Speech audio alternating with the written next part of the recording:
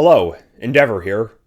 Maximilien Robespierre was born on May 6, 1758 to an upper-middle-class family in the Kingdom of France. As a boy, he excelled academically, receiving a scholarship to a prestigious school in Paris where he studied law and philosophy.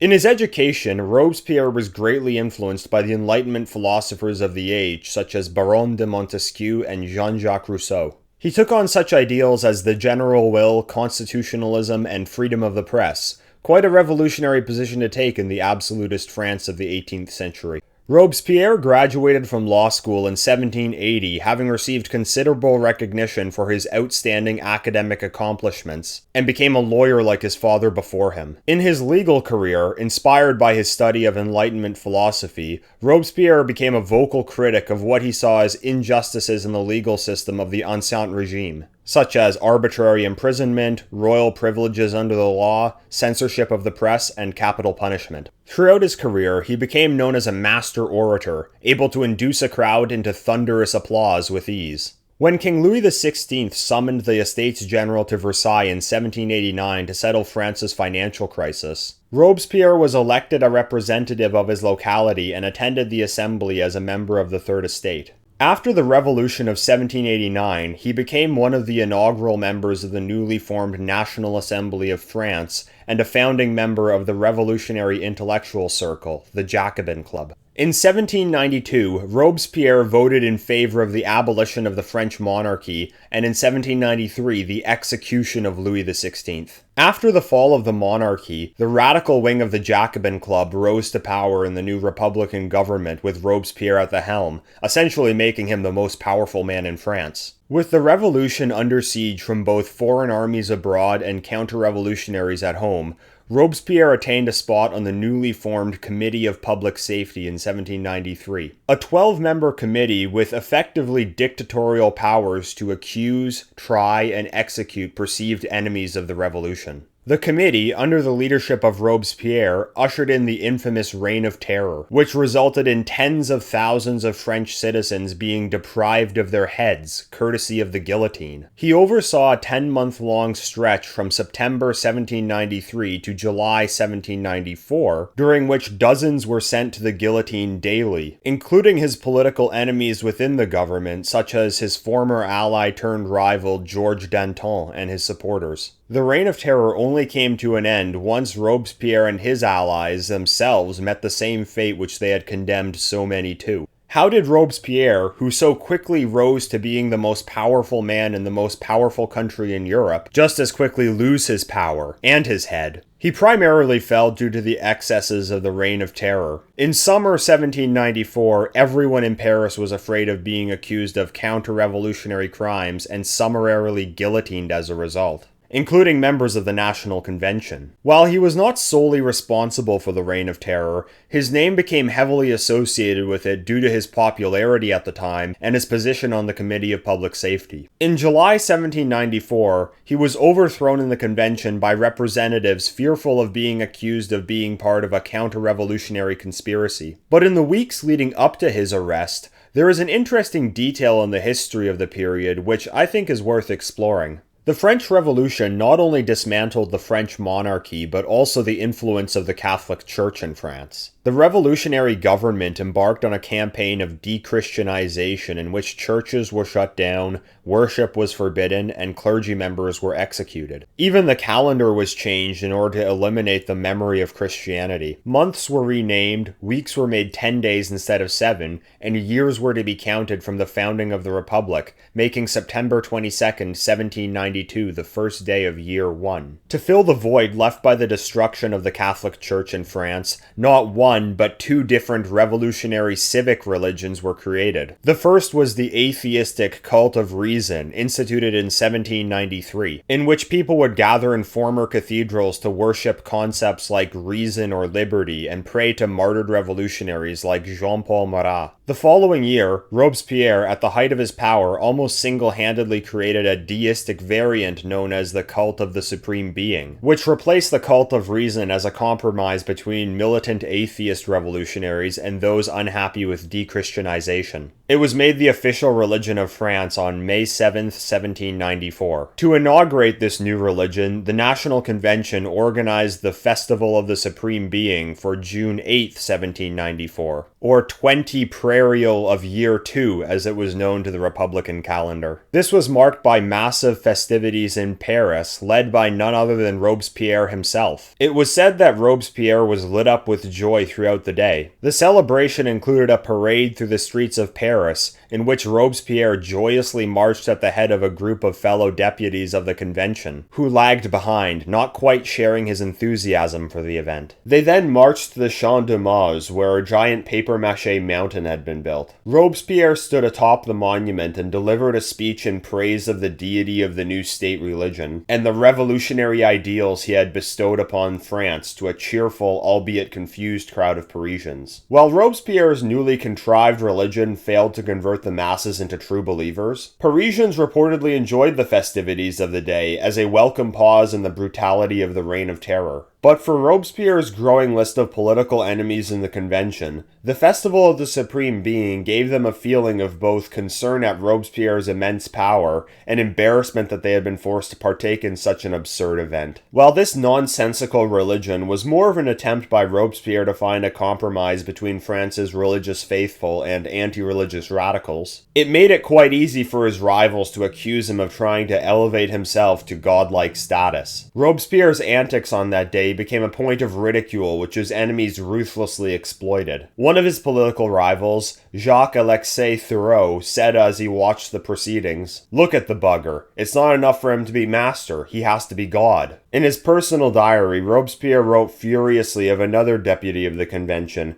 Bourbon Duoise, who had lampooned him with sarcasm in front of the public during the day. Only days after the festival, Marc-Guillaume Alexis Vadier, one of his critics in the government, gave a speech in the convention in which he sarcastically accused a delusional old woman, Catherine Thiot, who had prophesied that Robespierre was the redeemer of mankind, of plotting to overthrow the government. This speech was not intended so much to warn of the dangers of this woman as much as it was to mock Robespierre and his cult of the Supreme Being. The convention burst into laughter and Robespierre was humiliated. The master orator, accustomed to receiving rousing ovations, had now become a laughingstock. The guillotine fell on Robespierre's neck on July 28, 1794. One day after his arrest and 7 weeks after his embarrassing display at the festival to his crackpot religion. The degree to which the Festival of the Supreme Being contributed to Robespierre's downfall is disputable. Some have identified it as a key event leading up to the Thermidorian reaction which overthrew him in July of 1794. Germaine de Stael, daughter of King Louis's former finance minister Jacques Necker, said of the event, "Robespierre conceived the idea of celebrating a festival in honor of the Supreme Being,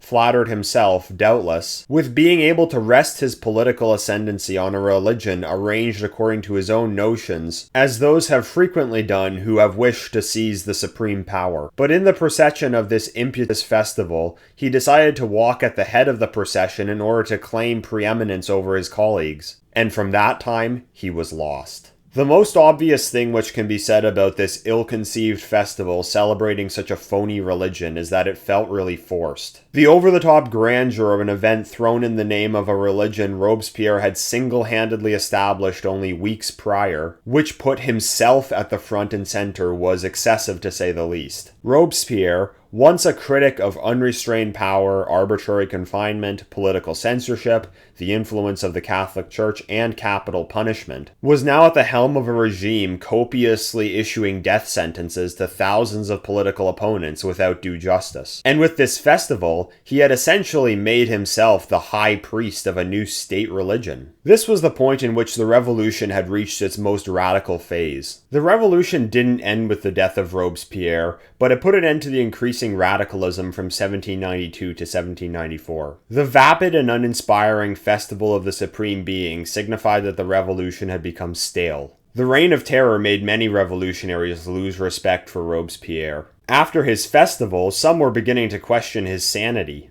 After such a display, they were probably having a hard time taking him seriously. His shameless self-promotion on June 8th was the pride before the fall. The boomers would say he jumped the shark. The zoomers would say he posted cringe. The word cringe has become a mainstay in the lexicon of the internet over the past decade, to the point of overuse in my opinion, but that's neither here nor there. There are two definitions of the word cringe. The first and more literal definition is to bend one's head and body in fear of apprehension or in a servile manner. The second and more commonly used definition is to have an inward feeling of acute embarrassment or awkwardness. It is usually used to describe second-hand embarrassment at the actions of someone else. Cringe is primarily a verb, but it can also be used as a noun. The corresponding adjective is cringeworthy, but in internet slang, the word cringe is also used as an adjective. Rather than saying, this is cringeworthy, the kids these days say, this is cringe. When they say something is cringe, they typically mean that they would be embarrassed to be associated with it. I'm not a historian, but I imagine this is how Robespierre's contemporaries in the National Convention must have felt, being forced to participate in the Festival of the Supreme Being in 1794. They were made to participate in a festival to celebrate a half-baked, phony religion contrived only weeks earlier by a madman losing his grip on reality, yet possessing the power to send them to the guillotine. That's probably why several of Robespierre's opponents met the event with such sarcasm and used it as a weapon of cutting ridicule against him. The cult of the Supreme Being ceased to exist immediately after Robespierre's death and instantly lost all state sanction. It became nothing more than a bizarre detail in the history of the era, which symbolized the point when Robespierre and the radicalism of that phase of the revolution crossed over into the absurd, or if you will, became cringe. If he had lived longer, Robespierre probably would have been kept awake at night, reliving that day in embarrassment, the same way you do when you're reminded of the love poem you wrote about your high school crush when you were 15.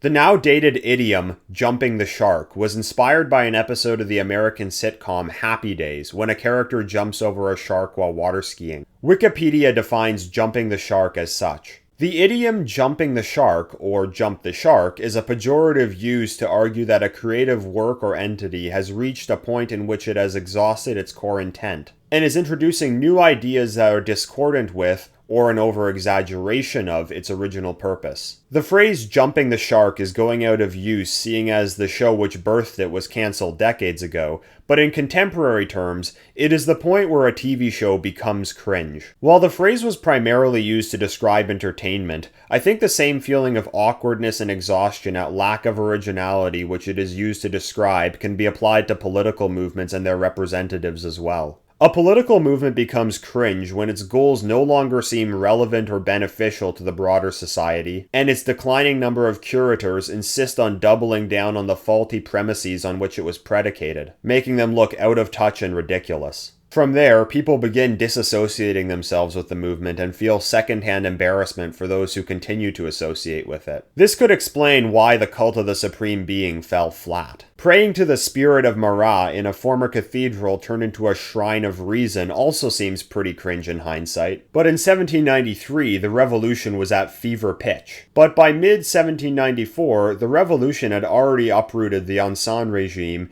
and was now spiraling out of control into ferocious radicalism. People were starting to get burnt out on revolution. This contrived religion was the opposite of what was needed. France didn't need more revolution, but a return to stability, which is why the cult of the Supreme Being was what the internet would refer to as cringe. Are there any examples of this happening in the modern world? I could think of a few political movements in recent years which have had initial success, but are looked back on as cringe today. One is the New Atheist movement. Intellectuals like Christopher Hitchens and Richard Dawkins became popular in the 1990s for their debates with fundamentalist Christians, but their popularity reached its height in the 2000s during the Bush administration and the War on Terror. They accumulated a following with their attacks on the religious right, radical Islam, and the institution of religion in general. This intellectual movement really took off with the rise of social media. The atheist response video format garnered huge numbers of views on YouTube and built massive followings for YouTubers such as The Amazing Atheist or Thunderfoot. With this rise in popularity online, new atheist intellectuals and content creators, along with their fans, began to build up a reputation for egotistical boastfulness and unbearable smugness. Being a movement mostly relegated to the internet,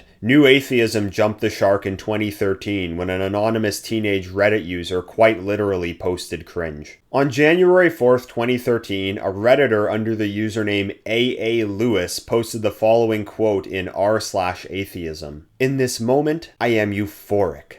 not because of any phony god's blessing, but because I am enlightened by my intelligence. This was reposted into r/cringe and led to a flood of memes ruthlessly mocking the inflated sense of self-importance and smugness of the new atheist community, who had built up quite a list of enemies at that point. Their criticisms of Christianity became moot as the ruling atheistic progressivist morality which they endorsed took full control over the culture. The burning question of the present day is whether this morality is correct or not, and simply repeating religion is bad ad nauseum is not a sufficient position. Most of New Atheism's former adherents either joined the social justice left or the dissident right, and largely dropped the label of atheist as a vital part of their identity. Today, loudly declaring oneself an atheist on the internet is associated with intellectual laziness, pretentiousness, and narcissism. Another movement which has gone down a similar path in recent years is libertarianism. The word libertarian has meant a variety of things and has been employed by both the right and the left. But I'm primarily referring to the right-leaning libertarian movement of the 2010s and the degree of success it had in the United States with the Libertarian Party. The appeal of libertarianism was that it offered a third option to those unhappy with the binary choice of Republicans or Democrats, and it harkened back to one of America's founding ideals, limited government. It garnered a following among those who favored free market economics while holding socially liberal views, and those unhappy with overbearing government bureaucracy and regulations. The fundamental belief of libertarianism was that the power of government should be limited and that societal issues could be solved more efficiently through the free market. But libertarians became increasingly ideological and took this premise to its absolute extreme, arguing for policies such as legalizing all vices and black markets, ending all taxation, and dissolving the government altogether. The Libertarian Party had many cringe moments, such as booing a candidate for saying it should be illegal to sell heroin to a 5-year-old, or a supporter standing up and declaring that they should adopt Dobby from Harry Potter as their party's mascot. But if there was a moment when libertarianism truly jumped the shark, it was at the 2016 Libertarian Party convention when one of their candidates, an overweight neckbeard who was running for party chairman, took off his clothes and danced on stage in his underwear as a demonstration of his devotion to a so-called free society. This wasn't a random person on the internet, but a candidate who had run in elections hoping to attain a high-ranking position within the party, which really demonstrated just how unserious of a political movement libertarianism had become. Libertarianism has become largely irrelevant as an ideology today. In the era of woke capital and the private-public partnership, big business and the state have more or less merged into one entity, and the prospect of being hauled off to a gulag owned by Amazon isn't any less appealing than if it were run by the state. Furthermore, a lot of former libertarians realized that their vision of a free society did not include obese male strip shows and adopted more socially conservative positions. Libertarianism had more substance than New Atheism and did offer some legitimate critiques of government overreach, so some of its ideas could be incorporated into a more complete worldview. However, the anti-statist creed of libertarianism no longer has the aura of an intriguing alternative to a dreary binary, but of unserious cahotism. One more example is the faux patriotism which was used to justify neoconservative US foreign policy in the 2000s. Following 9/11, the United States was overcome with a naive patriotic fervor which gave large swaths of support to the war in Afghanistan and later to the war in Iraq, as righteous crusades for freedom and democracy. But after the dust of 9/11 had settled, this aggressive foreign policy came under criticism both at home and abroad.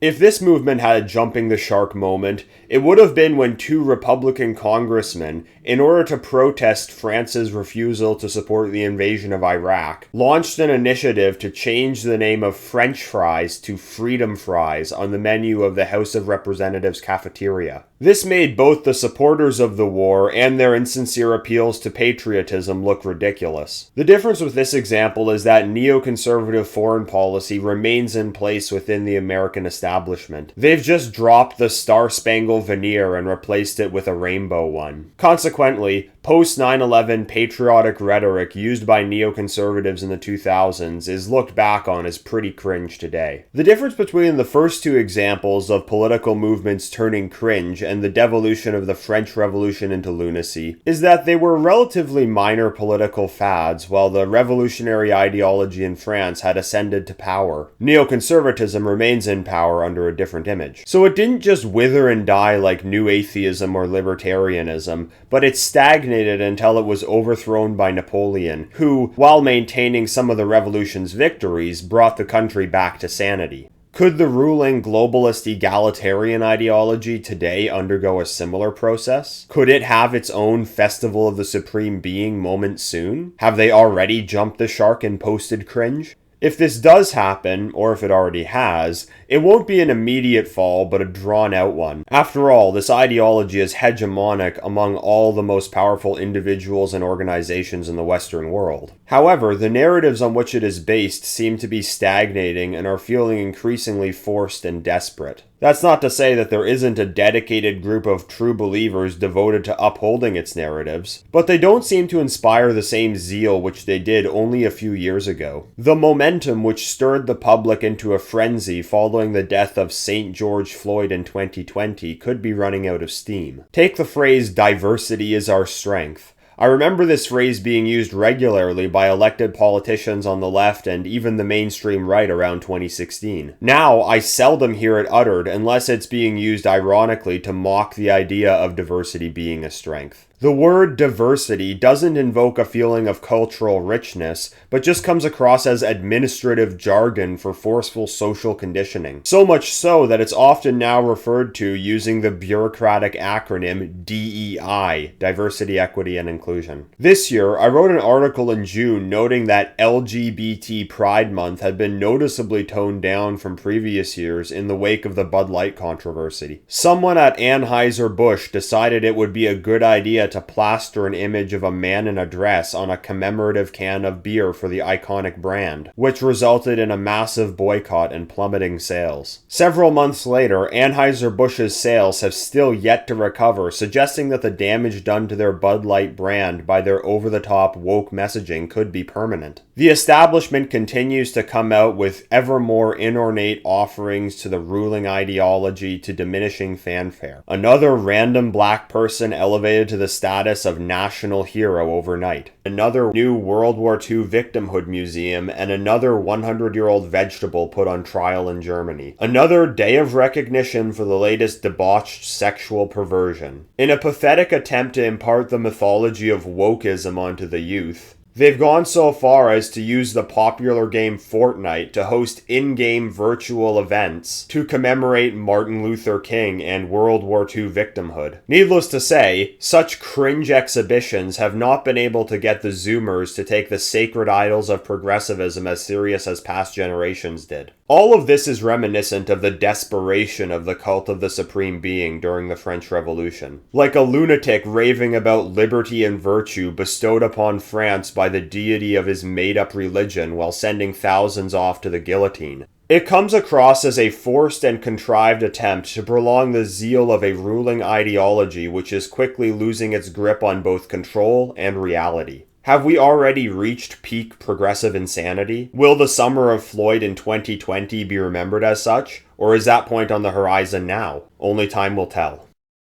If you enjoyed this video, please like, share, and subscribe. I'm using alternative tech platforms as well, such as Odysee and Substack, where I post exclusive content, so be sure to follow me there as well. And if you'd like to make a donation, Substack will be the place to do that. Thank you for listening. Till next time, endeavor.